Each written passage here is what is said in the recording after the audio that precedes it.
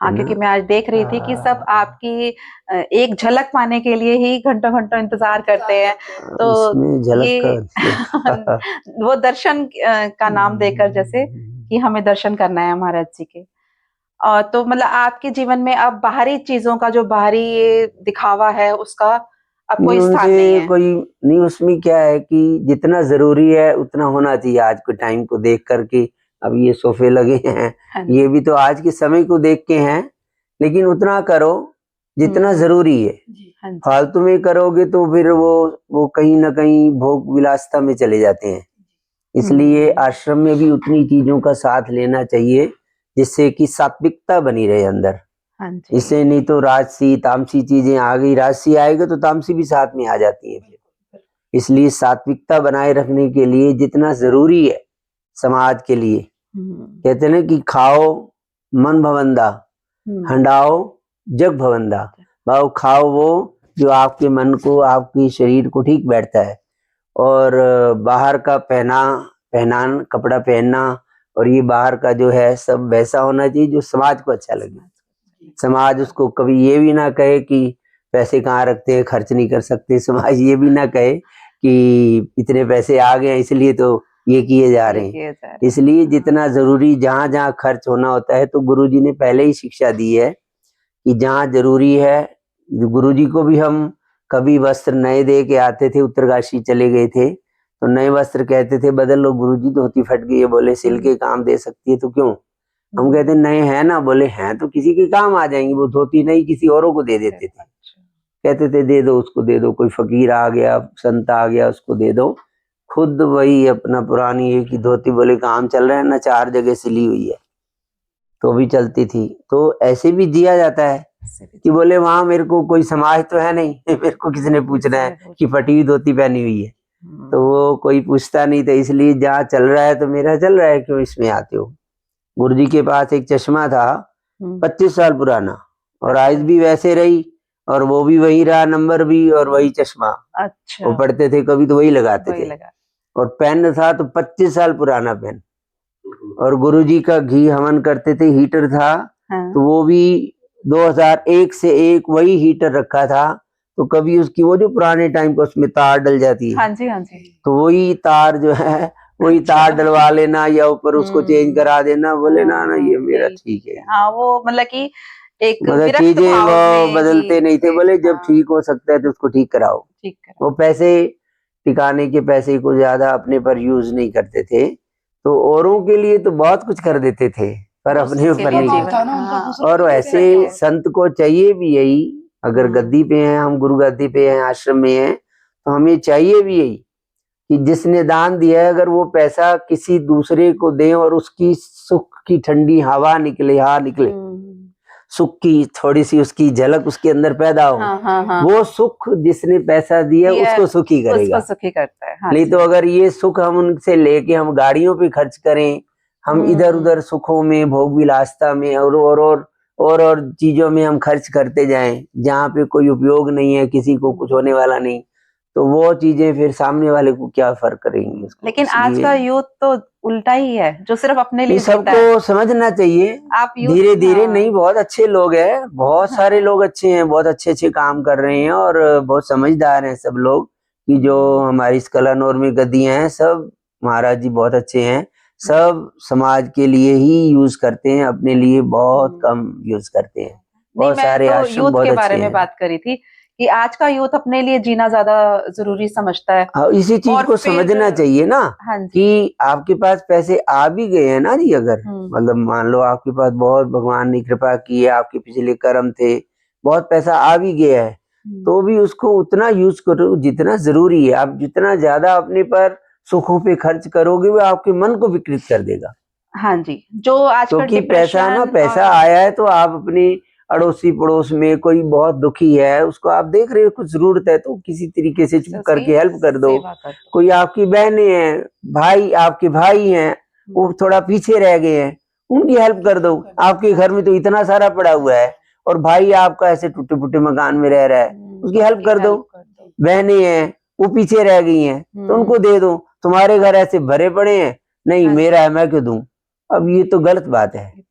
ये इससे क्या होगा, घर तुम छोड़ के जाओगे यहीं, बिल्कुल तो कल को पता नहीं कौन इसको लेगा, लड़ाइयां होंगी इस नाम पर, तो क्या फायदा। इससे अच्छा है ना कि वो पैसे किसी को दे दो, थोड़ा थोड़ा हेल्प कर दो जरूरतमंद को। हाँ जी कितने लोग हैं पैसे आज अंदर घर में, एक अभी अभी पीछे न्यूज आया था, दीवार के अंदर पैसे मत रखे उसने, बोलो दीवार तोड़ी तो पूरे पैसे ही पैसे थे उसमें, दीवार की पैसों की दीवार बना रखी थी। मिलने के बाद भी पूरा नहीं पड़ रहा, मतलब अब उसको समझ नहीं है ना, विवेक नहीं है कि उस विवेक पैसे नहीं है। को वो कहीं उस पैसे को कहीं किसी को मैं दे दूं, किसी भी किसी समाज की सेवा में लगा दें, तो कहीं ना कहीं हो जाता। जी जी अब ना उसका आया, अपना भी खराब कर लिया सारा जीवन, है ना। तो महाराज जी आपसे बस एक आखिरी सवाल हमारे यूथ के लिए, जो डिप्रेशन में जा रहा है, एंजाइटी में जा रहा है, और ये सोशल मीडिया जो हमें परेशान कर रहा है, नहीं, उसमें सबसे आप बड़ा क्या संदेश देना चाहेंगे इसके बारे में? उनके लिए सबसे बड़ा यही है कि देखो, अब थोड़ा एक्टिविटी होनी चाहिए जीवन में, थोड़ा सैर होना चाहिए। अगर समय आपके पास है, आप घर पे हो, आपके ऊपर इतना लोड नहीं है, आप पढ़ाई करते हो, नौकरी करते हो, सुबह उठो, थोड़ा समय दो कि थोड़ा सैर करो, शाम को थोड़ी देर के लिए सैर करो, थोड़ा कोई दिन में अगर छुट्टी वाला दिन है तो कोई गेम का अपना हाँ जी। और बनाओ नियम की भी, हाँ जी गेम के लिए जाना है मैंने, कुछ एक्टिविटीज होनी चाहिए जीवन में। हाँ जी। और वह सारा दिन आज तो जब खाली हुए, जैसे आए नौकरी से आए, मोबाइल लेके ऐसे बैठे हैं, तो और कोई काम ही नहीं आए, सबको मोबाइल ही रह गया। घर में जब खाली हुए बस बंदा वेट करता है कि मैं खाली कब हूँ, केमिकल अंदर बना हुआ होता है, खाली कब हूँ मुझे वो देखना है, हाँ जी हाँ। खाली कब हूँ मुझे वो देखना है। तो उसमें क्या है कि आप इसी में ही रह गए, और उसमें हम सारा कुछ होता है, कभी बटन दबाओ कुछ आ जाएगा, कभी कुछ आ जाएगा, तो क्या करोगे उसको। तो उससे फिर जीवन तो हमारा जा रहा है ना, हाँ जी उसमें हमारा जीवन खराब होता है, विकृत। फिर संत कैसे बनेंगे। आज सबसे ज्यादा संत, आज कई गद्दियां, कई आश्रम खाली हो रहे हैं, तो इस सोशल मीडिया का ज्यादा हो जाने की वजह से। फायदे भी हैं इसके, ये नहीं कि फायदा नहीं है, फायदे भी हैं, लेकिन मिसयूज बहुत हो रहा है इसका, क्योंकि इसकी वजह से छोटा सा बच्चा है 2 साल का, उसको सारी बातों का आज पता है, सब पता है उसको आज क्या चीज है। इसलिए उसका मन शुरू से ही हो जाता है कि मैं भी शादी करूंगा। संत कैसे बनेंगे, संत कैसे बनेंगे, वो शुरुआत में ही उन्हें गलत शुरू शिक्षा से मिल उसने रही है। बीज बो ही दिए इन चीजों का, तो वो तो अब उसने लक्ष्य ही बना लिया है, बस मैं पैसे ज्यादा से ज्यादा कमाने का साधन बनाऊं। पढ़ाई उसकी रह ही गई, इसीलिए गई है कि सिर्फ बस पैसे ज्यादा से ज्यादा कैसे कमाऊंगा, फिर मैं शादी करूंगा, बच्चे पैदा करेंगे, घर बनाएंगे, ऐसे रहेंगे। किसी को अपने जीवन के लक्ष्य का नहीं पता कि मेरा लक्ष्य क्या, और फिर मैं मानव जीवन लेकर के आया हूँ, क्यों लेके आया हूँ यहाँ, मैं अपने आप को जानने के लिए आया था कि मैं कौन हूँ। हाँ जी। हकीकत में मैं बैठा हूँ, मैं बोल रहा हूँ, सुन रहा हूँ, तो अंदर कौन है जिसकी वजह से सुना जा रहा है। अगर वो ना हो तो कौन सुनता है, पड़ा होगा, कौन देख सकता है, उसकी वजह से हो रहा है ना सब कुछ। इसलिए उसी की ही सारा वर्चस्व है, उसी की वजह से ये सारी सृष्टि में हलचल है, ये सारी सृष्टि ही उसी का रूप है। इसलिए हमें उस सत्य में जब तक नहीं जाएंगे ना, तो जागना नहीं होगा, इस सच को जानना होगा। तो इसको जानेंगे तभी तो हम, जैसे बुद्ध ने शुरू से ही प्रश्न उठा दिया था कि मैं कौन हूँ, सत्य क्या है, ये सब किस लिए हो रहा है, हम लोग ये सब क्या कर रहे हैं, किस लिए कर रहे हैं, ये सब क्या करते हैं हम लोग। तो अब देखो ना, जीने वाला जिसको सच्चाई का पता चल गया है। तो आज मैं एक स्टोरी अभी सुन रहा था, एक मग्गा बाबा हुए हैं, तो उनके पास एक मग्गी था, उनको सच पता चल गया, सच्चाई समझ में आ गई ना कि सत्य तो ईश्वर है। तो एक मग्गा ही था उनके पास, उसी मग्गा में ही वो रोटी खाते थे, उसी मग्गा में ही वो कोई पैसे दे जाता था, डाल जाता था, तो ले लेते थे, उसी मग्गा से ही उन्होंने सारा नहाना धोना सब करना। एक मग्गा ही था उनके बाद जीवन में। और जब काम हो गया, पैसे भी कोई डाल गया ना, जरूरत है तो इधर उधर कर दिया, नहीं तो वैसे तो वो बांट देते थे, क्योंकि लोग इतना उनको समझने लग गए थे कि लोग चीजें डाल जाते थे। फिर ये फटाफट जितना खाना होता था खा लेते थे, दे देते थे, बांट देते थे, कुछ करते थे, फटाफट मग्गा अपना साफ करके खाली रखते थे। अच्छा भाई मैंने कुछ जोड़ के नहीं रखना, मतलब सारा दिन खाली रखना है मैंने उसको, कि बस शाम का भी तो वो दे देगा, हाँ, ये नहीं कि मैं रख लूं उसको शाम को खाऊंगा, हाँ। नहीं शाम को भी दे देगा कोई दे देगा तो हो तो जाएगा। वो हर समय सारा दिन मग्घा साफ ही करते थे, बोले खाली रहो, हाँ, जोड़ेंगे खाली तो रहो। पीड़ा करेगा। हाँ, इसलिए वो कहते इतना विश्वास था, लेकिन उनको कोई समझ नहीं सकते थे, वो इतने मस्त रहते थे, किसी को बोलते नहीं थे, कोई उनको आज तक किसी ने उनकी बात सुनी नहीं, कोई बात भी करता रहता था, बोलते थे ना कौन हो बाबा, कुछ तो बताओ क्या है, हाँ। वो और गड़गड़ कर करके इधर को सोचते कि भी मैं पागल हूँ, तो वो फिर सब इधर उधर हो जाते थे। लेकिन कुछ लोग समझने लग गए थे, वो उनको फिर क्या करते थे, कभी कभी तो इतने वो मस्त होते थे, वो कहते बाबा इधर आओ, तो इधर चले इधर गए, चले गए। उधर है तो उधर चले गए। कभी कभी तो उनकी चोरी हो जाती थी, अच्छा। क्योंकि लोग देखते थे कि ये जिधर होता है उधर बड़ी खुशहाली रहती है, हाँ, क्योंकि उनकी एनर्जी, उनकी ऊर्जा इतनी होती थी, तो लोग उनको रिक्शे पे बिठा के अब दूसरी तरफ ले जाते थे। फिर ये लोग ढूंढते ढूंढते वहां लड़ाइयां होती थी कि हमारा बाबा दो। अच्छा। तो ये बग्गा बाबा थे। बग्गा बाबा। हाँ, और फिर वो और एक मतलब संत थे जो उनसे मिलते थे, तो जब रात को 2 बजे कहते मैं उनसे जाके छिप के मिलता था, वो मेरे से बहुत प्रेम करते थे। अच्छा। और मैं पहले, वो मेरे से क्यों करते थे, मैं उनके पास जाके सिर्फ बैठा रहता था, कोई बात नहीं करता था, बस बैठा रहता था। मुझे वो पहचानने लग गए, मुझे भी वो अच्छे लगते थे, मैं भी उनको अच्छा लगता था। तो धीरे धीरे रात को 2 बजे मैं जाता, तो फिर मेरे को कहते हैं सब पागल है ये, इनको समझ ही नहीं कि करना क्या है, कर क्या रहे हैं, करना क्या है, कर क्या रहे हैं। करने यहाँ था कि हम उसमें जीने आए थे, परमात्मा में, और ये जी रहे हैं दुनिया में। तो आपका भी कोई ऐसा एक्सपीरियंस है, जैसे आपके यहाँ सब आते हैं आपसे मिलने, आपको भी ऐसा लगता है कि ये कैसे जी रहे हैं, जो जीना तो ऐसे चाहिए, हाँ, समझ आती है ना, है ना? आपको भी लगता होगा। उनको समझाते हैं, फिर जितना मौका मिल जाता है ना मेरे को हमारा एक थोड़ा सा जो गुरुजी ने समझाया कि लोगों की, समाज की सेवा के लिए थोड़ा सा हम ज्योतिष का साथ भी लेते हैं। हाँ जी। तो उसमें लोग आते हैं, फिर हमें मौका मिल जाता है, सामने वाले को वैसे तो कोई सुनता नहीं आज, हाँ। तो उसको अपनी जरूरत होती है, वो बात करता है, फिर उसको धीरे धीरे समझाते हैं कि तूने मांस नहीं खाना, तूने शराब नहीं पीनी, तूने भजन करना है, तूने जप करना है। फिर उसको हम समझाते हैं कि ये नहीं, मौका मिल जाता है ना, वो हमारे हाथ में या बंदा हो, है ना। और थोड़ा सा वो कहीं उसको ठीक हो गया है, फिर तुझसे जो मर्जी करा लो।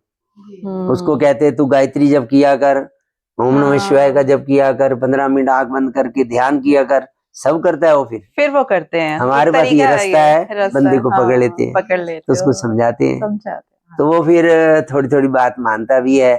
जो हमारी संगत है वो फिर सब सुनते भी हैं, हाँ ठीक है ठीक है। इस सत्य के इस मार्ग पर चलते हुए क्या आपको कोई ऐसा भक्तजन टकराया जिसका जीवन आपके पास आकर बदल गया, उसने अपनी जिंदगी में कुछ बहुत ऐसा अच्छा किया कि आसपास के लोगों में भी बदलाव ला सके? तो देखो मेन जो है ना जी, जो सेवक लोग भी हैं और कुछ लोग नए भी जुड़े हैं गद्दी से, इसकी ज्योतिष के माध्यम से, ये जैसे भी जुड़े हैं लोग आते हैं काफी सारे, तो जिनकी श्रद्धा बन गई है ना, तो गद्दी का है प्रभाव सारा। मैंने पहले भी कहा, सारा ये प्रभाव है गुरु गद्दी का। हम नीचे बाहर होते तो हमें कोई पूछता भी ना, जब पहले थे तो गद्दी से अलावा थे तो कोई पूछता भी नहीं था तू कौन है। जब से गद्दी पे हैं तो गद्दी की वजह से लोग पूछते हैं हमको, ये सारी प्रतिष्ठा गद्दी की है। तो यहाँ आते हैं, उनका विश्वास होता है गुरु जी की कृपा से, तो उनका जैसे विश्वास बन जाता है, कुछ ठीक हो गया जीवन में, तो फिर उनको कुछ कहते हैं हम ये ठीक नहीं है, तो वो फिर काफी सारा चेंज हो जाता है उनका जीवन। क्रोध करना रोक देते हैं, और कोशिश करते हैं कि हम मदिरा पान ना करें, शराब ना पिए। हम कईयों को समझाते हैं कि पैसे हैं, सबका सहयोग किया करो। तो हमारे सामने, आंखों के सामने मैंने देखे कि कितने कितने पिता ने अपनी बेटी के लिए ये चीज करा दी, अपने भाई को भी पैसे दे दिए। तो ये सब यहाँ आके सीखते हैं, ये चीजें समझते तो हैं, हेल्पफुल होते हैं। और आज जो इतने वहाँ रोहतक में भी लंगर चलता है सवेरे शाम, मेडिकल के पास इतने, कम से कम एक दिन का 70 किलो आटा पक जाता है मेडिकल के बाद जो जाता है, इतना राशन वहाँ चल रहा है। तो वो पैसे कौन देता है? यही लोग तो सीखे हैं, तो दे रहे हैं ना कि कुछ फर्क है ना, आपने रास्ता दिखाया है, बदलाव है, तो वो लोग हेल्प कर रहे हैं ना इन चीजों में, कि जा रहे हैं इतने लोग आज, तो वो इन्हीं चीजों में तो तभी जा रहे हैं ना, कहीं ना कहीं से सीख के ही कर रहे हैं। नहीं कि ये सारे यहाँ आते हैं, कुछ लोग अपने गुरुओं पे जाते हैं। देखो जो भी पहले भक्ति नवदा भक्ति सुनिए ना, तो नवदा भक्ति में सबसे पहली भक्ति है प्रथम भक्ति संतन कर संगा, जी दूसरी भक्ति मम कथा प्रसंगा। जो दूसरी कथा भक्ति है वो मेरी कथा प्रसंग। देखो पहले हम संत की शरण में आएंगे तो ही तो कथा प्रसंग होगा ना। हाँ जी। तो इसलिए संतों का संग करना चाहिए, और जो आपको बात अच्छी लगे कि जिससे आपको लगे कि मेरा अंदर से आध्यात्मिक मार्ग खुल रहा है, तो वो बात ले लेनी चाहिए। जी जी मिलना सबसे चाहिए, जहां भी सत्संग हो रहा हो वहां मिलना चाहिए। अब मुझे कोई आके कहते हैं महाराज जी मैं वहां सत्संग में जाता हूँ, मैं उनका सत्संग में जाना चाहिए, कोई जुआ खेलने थोड़ी जा रहा है। मुझे अंदर से सुकून आ रहा है और सही मेरे से फिट बैठ रहा है, तो उसको फिर छोड़ना नहीं चाहिए, जी जी उसको अपने जीवन में लागू करना चाहिए, तभी बात बनेगी ना। बहुत बहुत धन्यवाद महाराज जी आपका, आपने अपना समय, कीमती समय दिया हमें। हाँ, तो उसके लिए बहुत बहुत धन्यवाद। हमारे YouTube चैनल के दर्शकों की तरफ से भी आपका बहुत बहुत धन्यवाद। जय सिया राम। जय श्री राम। तो आज मैंने गुरुजी से जो बात की उसके लिए मैं गुरुजी का सही दिल से धन्यवाद करती हूँ। उन्होंने जो अनमोल वचन हमारे सामने रखे, उनके जो अनमोल विचार थे वो हमारे सामने रखे, और वो ही अनमोल विचार मैंने आपके सामने पेश कर दिए। तो उन अनमोल मोतियों को आप देखें, आप सुने। और दोस्तों अगर आपको ये वीडियो पसंद आया हो तो चैनल को सब्सक्राइब कीजिए, लाइक कीजिए और बेल आइकन को दबाना ना भूलें।